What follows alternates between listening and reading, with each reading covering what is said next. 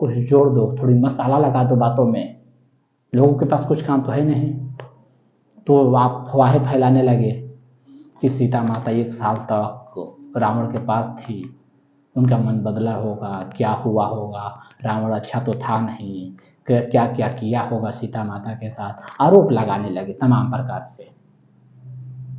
जब नगर में बात फैलने लगी, यहाँ तक कि एक बहुत बड़ी प्रसिद्ध घटना आती है कि एक धोबी अपनी पत्नी को ये कह के घर से निकाल दिया उस समय कि मैं प्रभु श्री राम नहीं हूँ, मैं महाराज राम नहीं हूँ कि तू किसी और के घर में रात बिता के आएगी और मैं तुझे रख लूँगा। ये कह के अपनी पत्नी को घर से बाहर निकाल दिया।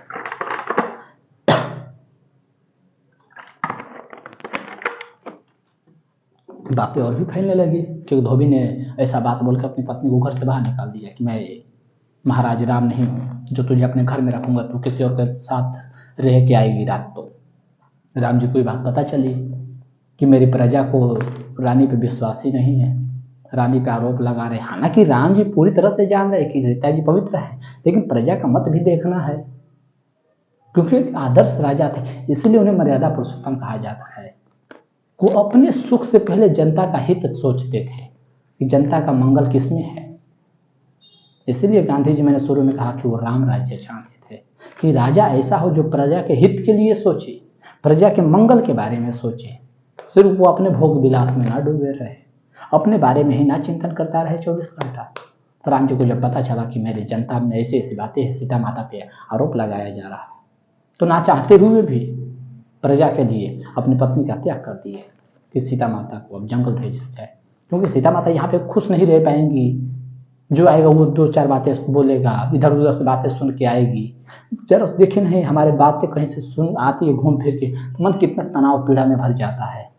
हम 24-24 घंटे उस बातों को सोचते रहते हैं, कोई 2 बातें बोल दे, बस वो बातें हमारे दिमाग में घूमती रहती है। राम जी नहीं चाहते थे कि सीता माता के साथ हो, इसलिए सीता माता को जंगल भेज दिए ताकि उन पर कोई लांछन ना लगाया जाए, सीता माता को ये बातें पता ना चले।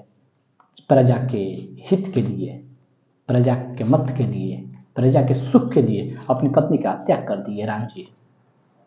तो आज के लिए बस इतना ही, फिर मिलते हैं एक और नई वीडियो के साथ। और अंतिम रूप में मैं हर वीडियो की भांति इस वीडियो में भी यही कहना चाहूँगा कि अगर आप दर्शन, अध्यात्म, मनोविज्ञान या हिंदी साहित्य में रुचि रखते हैं तो ये चैनल सिर्फ और सिर्फ आपके लिए।